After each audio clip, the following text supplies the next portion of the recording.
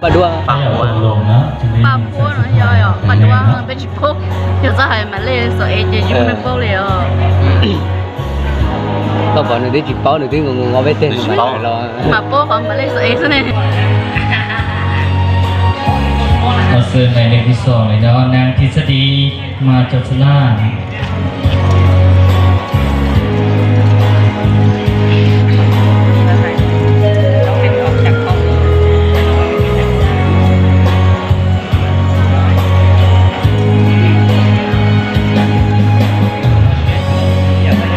กันนี้ได้ตำแหน่งแล้ว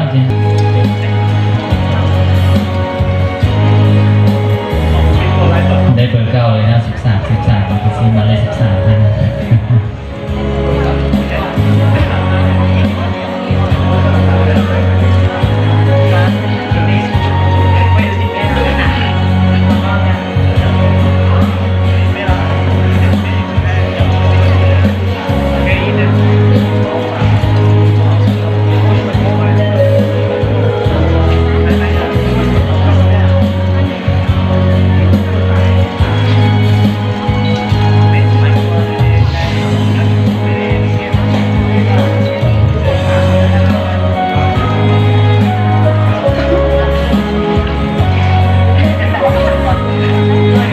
ผู้ต่อไปในสามนางหัวลีมันจะสลา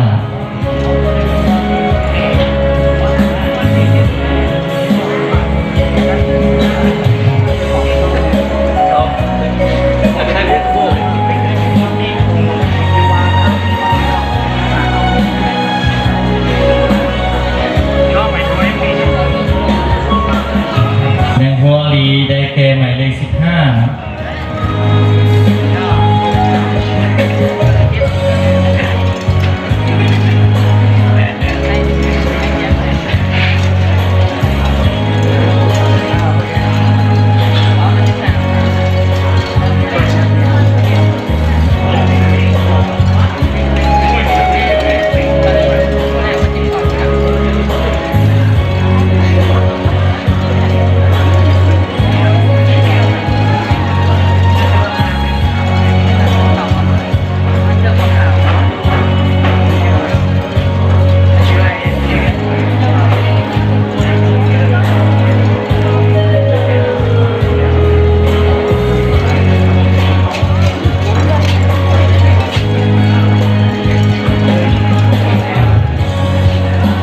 ส่วนหมายเลขต่อไปได้วิญญาณ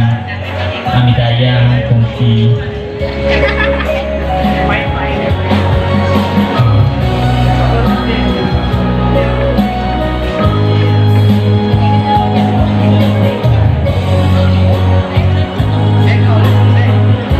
ได้แก่หมายเลข16เรื่องช่างรถไว้ไฟหนาว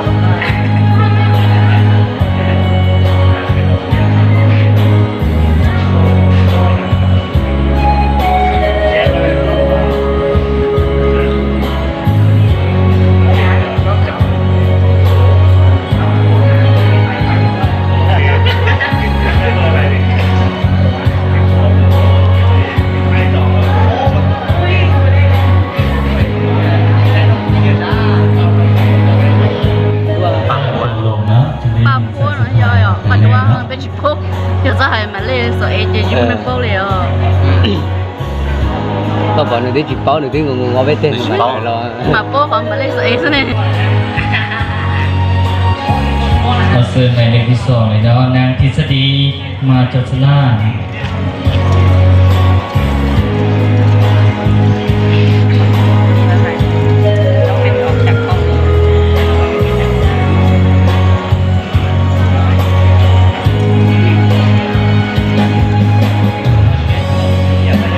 กันนี้ได้ตำแหน่งแล้ว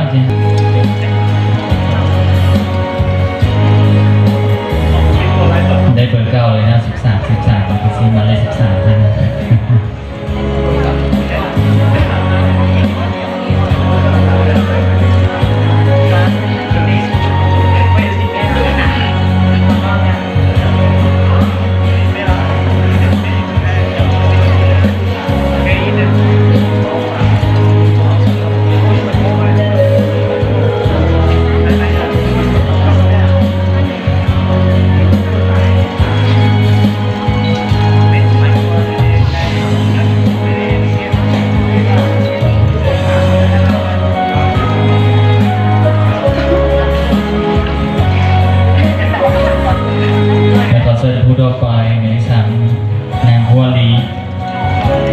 สลา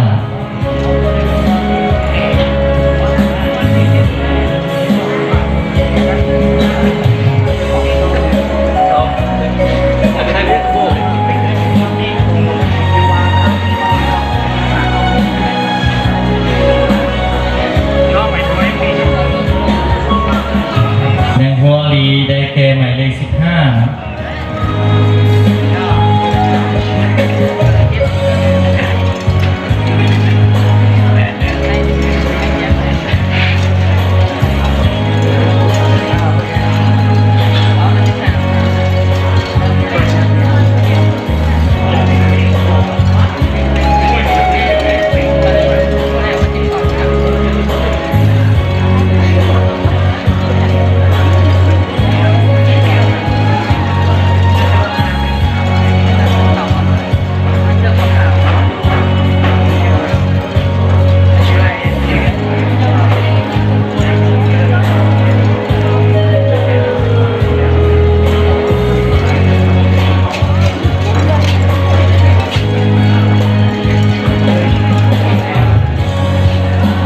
ส่วนหมายเลขต่อไปได้วิญญาณอามิตายางคงทีก็มีไปเปิดกันนะถึงเลยได้เพื่อมองดูแล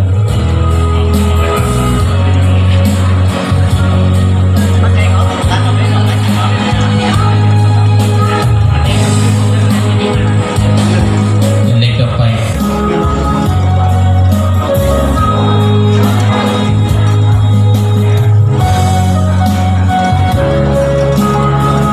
ได้แก่หมายเลข17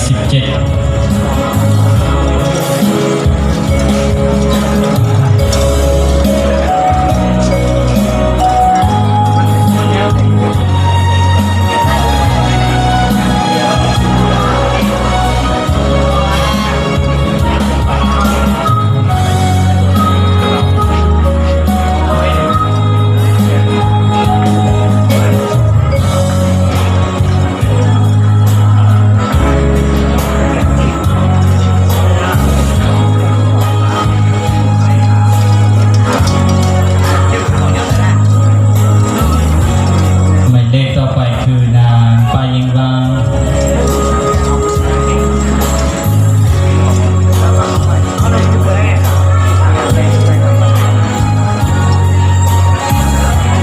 ได้แก่หมายเลข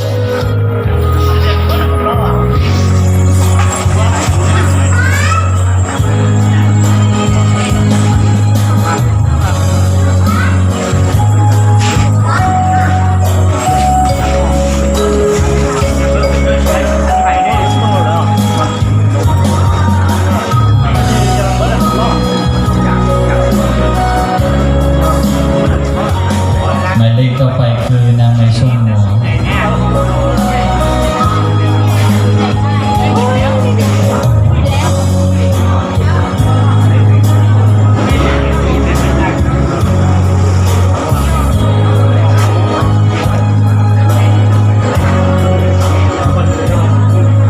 ได้แก่หมายเลข5เนาะ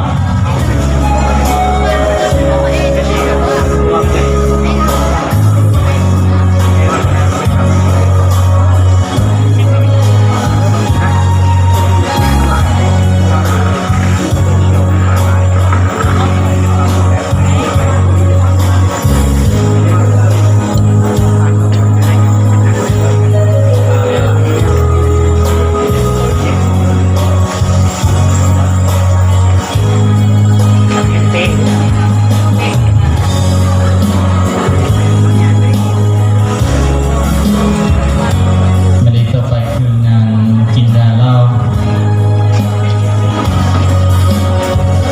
อยากเบิ่งอีกคนเบิ่งคนอยู่กับแฟน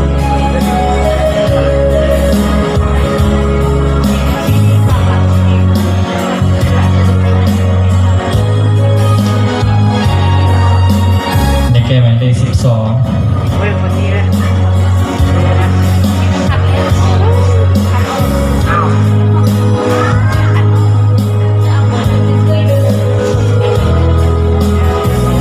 น้องมันว่าเบิ่งมันใจโอ้มันใจเลย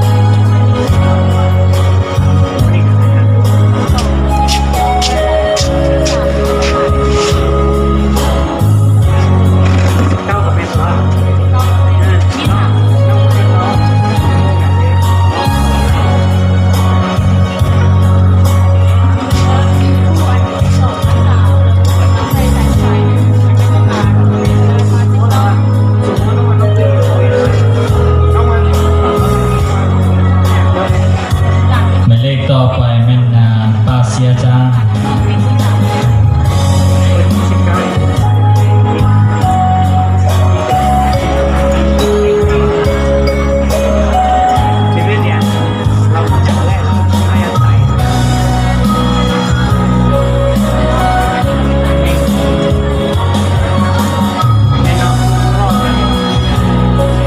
แล้วก็เชิญนางศรีสุดามามอบสายสะพายให้นางงามเนาะได้แก่หมายเลข 9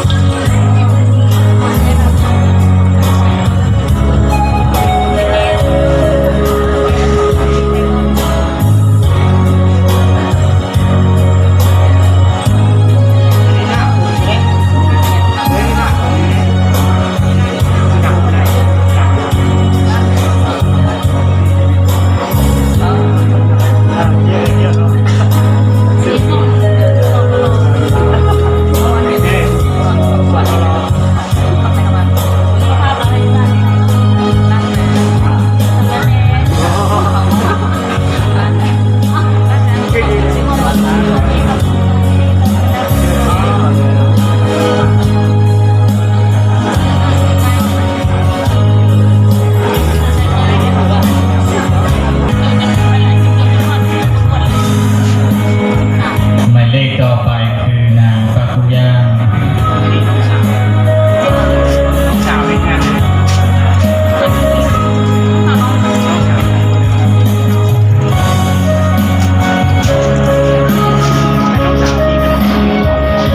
โอ้โชคดีแท้ๆนะได้แก่หมายเลข 1เนาะ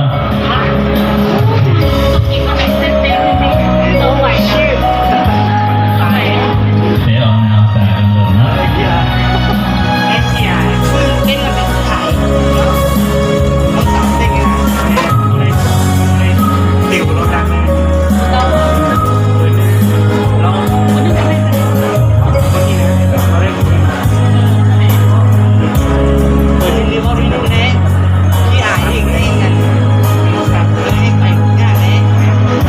แก้หมายเลข 18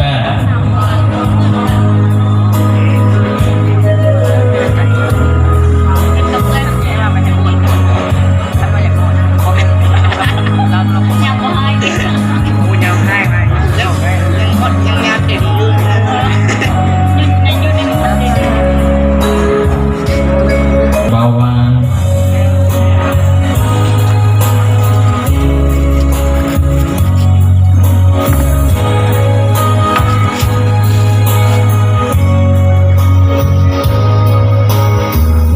ได้แก่หมายเลข 11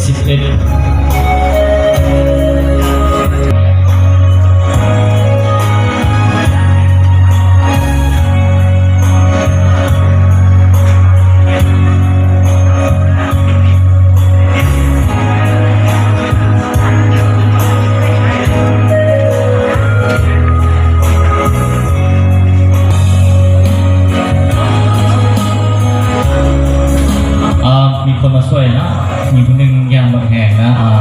ทีมงานมาช่วยเนี่ยมายืนโดนในหนึ่งนะให้เชิญพักผ่อนด้านหลังทีเนาะเชิญพักผ่อนมียาดมแล้วก็ส่งยาดมมาให้เลยนะ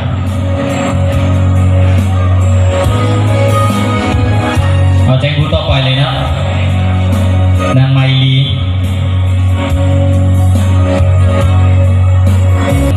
ได้แก่หมายเลข 2เนาะหมายเลขต่อไปคือปาดัวลอ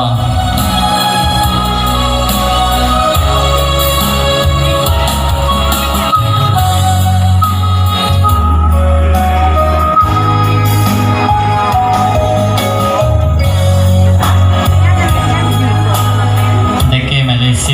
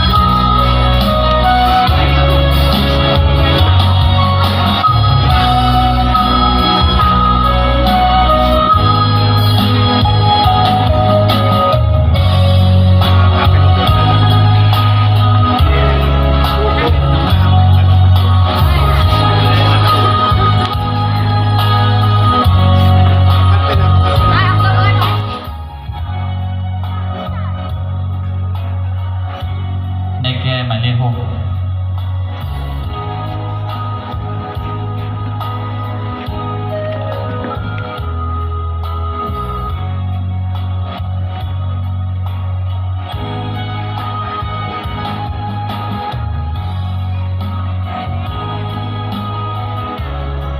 ยังมาทันใดใส่สะพายนะส่วนผู้ต่อไปนั่ง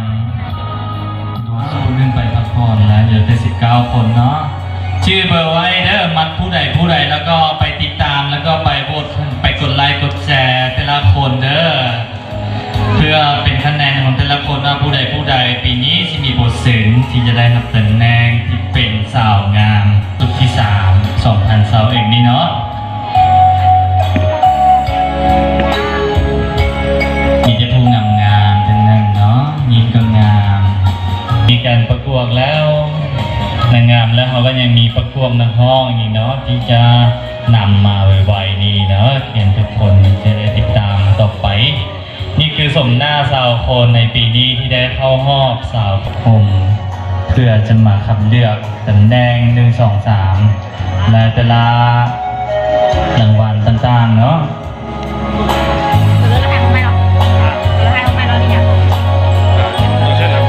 ได้จบไปในที่เรียบร้อยแล้วนอกจากนี้แล้วก็ขอเชิญทุกคนพักผ่อนเนาะแต่งจากวงกลางไปนะ